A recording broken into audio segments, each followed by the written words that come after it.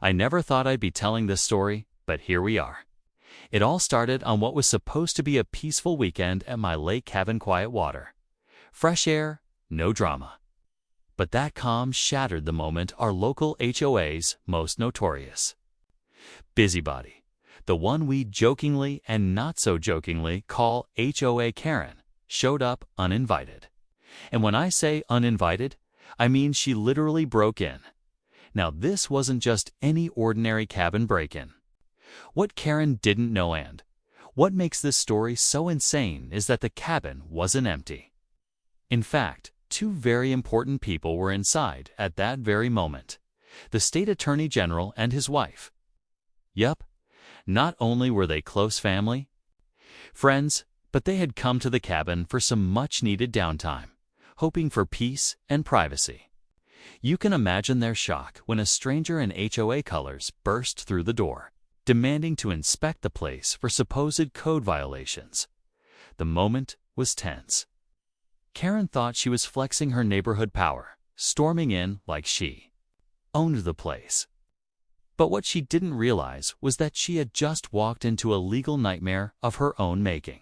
The Attorney General didn't reveal who he was right away. He just sat there, calmly watching her unravel, giving her enough rope to hang herself. And just when you think it couldn't get worse for her, it does. Because what happened next not only changed the way the HOA operates, but also put Karen right in the middle of a statewide investigation.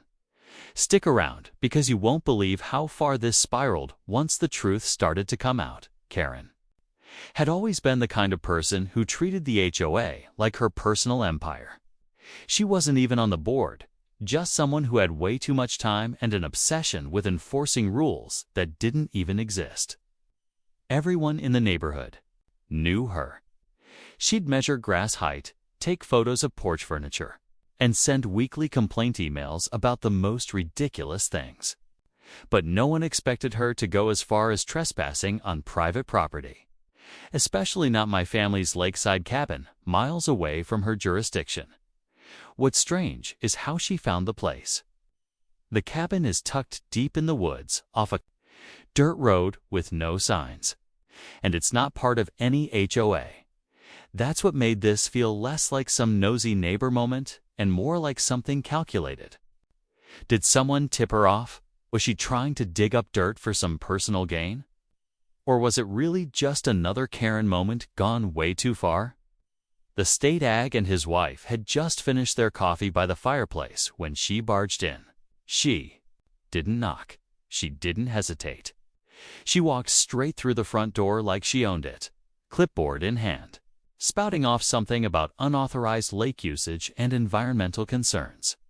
She didn't even realize who she was talking to, just kept going, pointing at the deck, the dock, the fire pit outside. Meanwhile, the AG's wife sat there, stunned, watching the scene unfold like it was a bad TV show. What Karen didn't know was that her every word was being quietly noted, not just by witnesses, but by someone who had the legal power to make it count. And just as she began inspecting the kitchen sink for some made-up violation, things started to take a turn she couldn't have seen coming. The thing about Karen-ish, she doesn't back down. Once she gets something in her head, she runs with it like she's on some kind of mission. That day, she wasn't just acting like a nosy neighbor. She came in with an attitude, a list of supposed violations, and even had her phone recording, like she was building a case for court. She pointed at the outdoor grill, complained about the dock being too close to the waterline, and accused the cabin of violating some community beautification code. The irony: this cabin isn't even within her HOA boundaries. It's not governed by any HOA at all. Meanwhile, the Attorney General sat quietly on the couch, letting her go on. He didn't say a word, didn't even flinch. His wife gave me a quick look, the kind that said, "Just let this play out." It was honestly surreal. Karen had no idea she was standing in front of the highest-ranking legal officer in the state. The same guy who oversees property law enforcement, by the way. And here she was, accusing him of illegal structures and threatening to file a formal neighborhood complaint. But that's when I started to wonder, was this really just Karen being Karen? Or was there more going on behind the scenes? Someone must have told her about the cabin, someone who wanted to stir up trouble, maybe someone who had a problem with me, or didn't like that I wasn't part of the HOA at all. And if that's true, then this wasn't just a random incident. It was targeted, a setup. Karen made her way into the back sunroom, still filming everything like she was on some kind of investigative special. She was muttering to herself about drainage permits and environmental compliance, like she had memorized a list of buzzwords just to sound official. The tension in the room was thick, but still, no one stopped her. The Attorney General leaned back in his chair, hands folded, eyes following her every move. His wife sipped her tea, calm but clearly alert. I stood near the kitchen, watching it all unfold like I wasn't even the property owner, just a witness to something bigger brewing. Then Karen spotted the framed photo on the mantel. It was a picture of me, the ag, and his wife taken at a public event a few months earlier. For a split second, her voice trailed off. Her eyes narrowed. You could almost see the gears turning in her head, trying to process what she was looking at. But instead of backing down, she doubled down. I don't care who you're friends with, she snapped. Rules are rules, and this property is in violation. That's when the AG stood up, not in anger, not aggressively, just calm and deliberate. Karen froze mid-sentence. He hadn't said a single word since she walked in, and now his voice cut through the air like a switch flipping. Would you mind repeating that last part for the record? He asked, looking straight at her. Karen blinked, confused. For the record, she repeated, suddenly unsure. And then the room went silent. No one moved. Karen looked around suddenly, realizing she might have just crossed a line she couldn't walk back from. Whatever bravado she had walked in with, it started to crack. And none of us were about to stop what was coming next. Before Karen could answer the Attorney General's question, her phone buzzed loudly in her hand. She glanced down, and her face dropped. For the first time since she barged in, she looked genuinely rattled. She quickly silenced the phone, but not before I saw the caller ID it was someone from the HOA board. Now that was strange. What were they doing calling her in the middle of her little inspection? And why did she look like she'd just seen a ghost? The ag noticed too. He didn't push, just observed. That silence hung heavy in the air. Karen finally muttered something about following up later and turned like she was about to leave. But then something even stranger happened. She walked over to the back door and opened it, not to exit, but to wave someone in. A man in business clothes stepped onto the porch. I'd never seen him before, but Karen introduced him like this was all part of some coordinated visit. She called him Mr. Daniels from Code Compliance, said they were here to document environmental infractions. The ag and I exchanged a quick glance. This wasn't random anymore. This was organized, a plan. And it wasn't just about HOA drama or nosy neighbors. It was starting to look like an attempt to pin something on us. But what? Mr. Daniels pulled out a notepad, started asking strange, pointed questions about property lines, dock permits, even water usage rights on the lake. The weird part, none of it had anything to do with HOA regulations.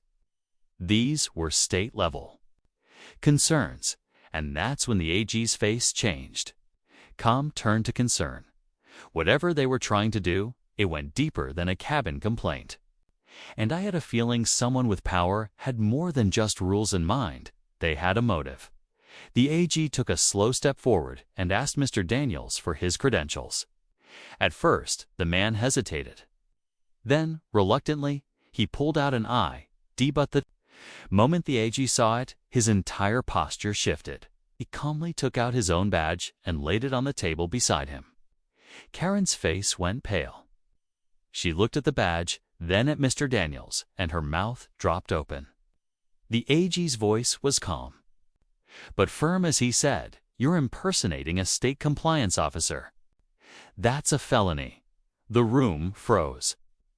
Daniels tried to backtrack, claiming he was just there in a consulting role, but it was too late.